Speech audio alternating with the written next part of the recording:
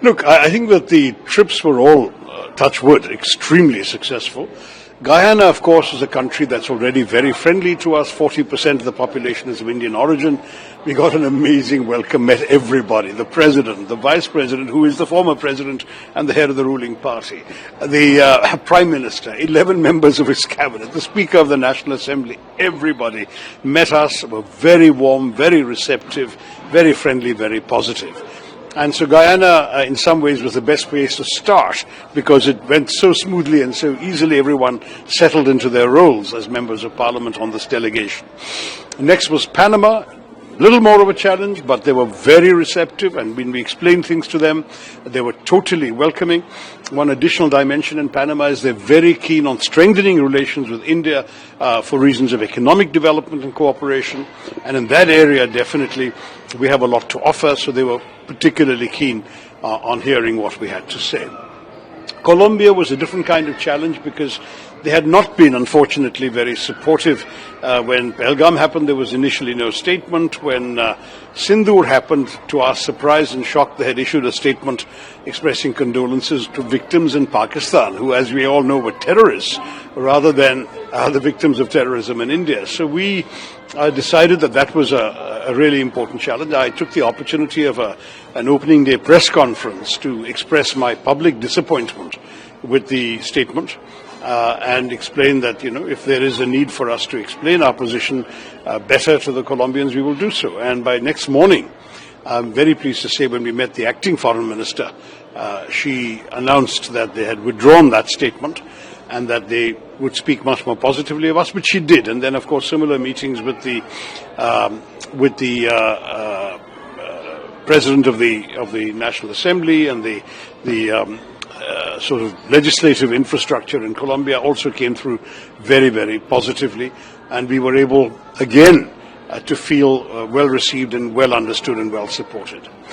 Brazil was essentially very intense because we arrived on a Sunday when obviously not much is possible in terms of meetings. I had a couple of informal meetings with diplomats I knew previously, but today was a very full, intense day where we had, starting off with the diplomatic advisor to the president, who's himself a longest-serving foreign minister in Brazilian history, former defense minister as well, very, very senior figure here, and I fortunately knew him 30 years ago when he was ambassador to the UN, and we've stayed in touch intermittently, so it was an easier conversation to have, and we gave the message of our expectation of Brazilian understanding and solidarity at this challenging time, which we got.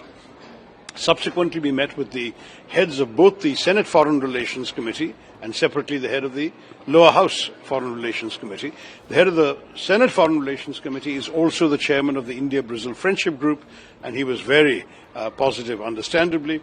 The second discussion, we got good questions from them, and that too went very, very well. Then we had the vice president. We also met with the foreign minister, the acting foreign minister earlier, and the acting foreign minister of Colombia had been again very receptive to our message, heard us out, and accepted fully our side of what had happened, and said that Brazil would indeed take this forward. And then we met the vice president of the country, who is not just the number two in their system, unlike ours. The vice president also is a minister and is the Minister for Trade and Industry. He is a former governor of a state called Sao Paulo, the most populous state, where there is a tremendous amount of interest in Indian entrepreneurship and business. There's a big aluminium factory there and so on. And so again, very warm and friendly, and the conversation went on for about an hour, during which he ended up expressing completely strong and unconditional solidarity with India in its struggle against terrorism. So I must say, looking back on these 4 days, we have been blessed and fortunate that we had really successful meetings everywhere. The next stage is Washington, D.C. We had already been to New York on our way into Guyana. We stopped via New York in transit, and we went to the 9/11 memorial to victims of terrorism to show that we were coming on this crusade, as it were, against terrorism. And that was a good symbolic gesture to begin with, but we're not going back to New York, we're now only in Washington. And in Washington, we have meetings set up with the entire range of public opinion in Washington, government officials, legislators, that is senators and congressmen, various committees in the House and the Senate, think tanks who are very influential in Washington, particularly those focusing on foreign policy, media, and some public addresses like, for example, the National Press Club, where I'll be holding a press conference with some of my colleagues.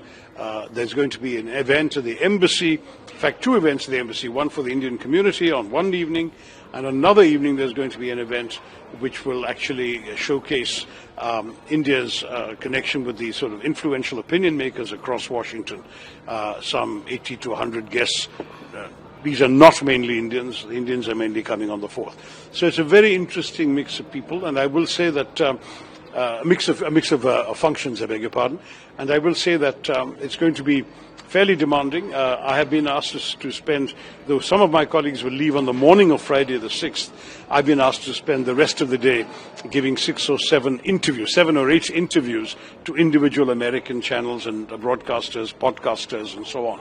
So that will also give us an opportunity to get our message out. It's a challenging environment. America is a very crowded media space. It's the world news generator. And for them, therefore, our story may not be top of the mind, but if we can get the attention of those who care about South Asia, those who care about India, those who care about terrorism, we can get our message across very, very easily. No, so the U.S. is important to us at all levels because, frankly, the Security Council, in a sense, is a small part of our relationship with the U.S., which is huge, whether it comes to trade, whether it comes to defense, whether it comes to intelligence sharing, whether it comes to our participation in the Quad, in the G20. There are just so many avenues in which we cooperate with the U.S., and then there is the phenomenally important Indian-American community, some 4 to 5 million people of Indian descent in America, who are the largest, most successful ethnic group when it comes to median income and so on. This is a very, very important community, and for us, we will do our very best, obviously, to get our message out to whoever in the U.S. is prepared to listen. It's no accident that the Pakistanis have also sent a delegation abroad, but they're not going to as many countries as the Indian delegations are. They're focusing on what they consider a few key capitals, namely Washington, Brussels, London. That seems to be the thrust of the Pakistani effort. We have gone to all those capitals and more. But when I say we, I don't mean just me, all the other MP delegations. But in Washington, we'll have the interesting phenomenon of the Pakistani delegation in America on almost exactly the same dates. They've been in New York, I believe, today and tomorrow they'll be in New York. Thereafter, yesterday and today, I beg your pardon, in New York. Tomorrow onwards, they will be in Washington while we are in Washington on the same dates. So there's going to be some, perhaps, increase in interest because of the fact there are two dueling delegations, as it were, in the same city. Look, we have enormous respect for the American presidency, and we will speak with that respect in mind. But broadly speaking, our understanding is a bit different. We had consistently said from the very beginning on May 7th that we are not interested in prolonging conflict. This is not the opening salvo in some sort of war. All it is retribution against the terrorists, period. If Pakistan had not reacted, we would not have reacted. That would have been the end of that. Pakistan chose to react with shelling, then we reacted to the Pakistan reaction. And throughout every day, the message was the same from India to everybody who would listen. If they hit, we'll hit. If they stop, we'll stop. We don't want war. We want to focus on our growth and development. This message was given to everybody. Our foreign minister was getting calls from other foreign ministers. He was saying the same thing.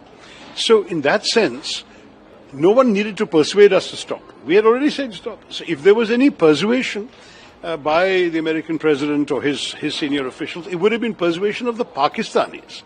They would have had to be persuaded. We don't need to be persuaded because we don't want war. We want to focus on development. That's the basic message. See, we don't begrudge any country its development. If the money is to be spent truly on getting people out of poverty or helping deal with development issues, why would we object? We are humane. We believe in all the sort of well-being of the poorest of the poor in any country. But if that money simply enables Pakistan to divert more resources to supporting terrorism, to arming themselves to attack us, and so on, then it would be most unfortunate. And I hope that the World Bank and the IMF, both of which are bodies in which India does have some influence, I hope they will both be told by our diplomats there that it is extremely important to have complete safeguards to ensure that this money is only spent the way it's supposed to be spent. Money is, after all, fungible, right? Let's say you were going to spend 10 rupees on defense and somebody comes and gives you 20. You will happily take 10 and put the other 10 to defense and save yourself the first 10. This is the kind of human nature. So any lender must take adequate precautions to ensure that their money is only spent for the purposes for which it is being given. Otherwise, frankly, we would not object normally to development assistance per se. Our objection is to the misuse of financial freedoms made possible by this assistance.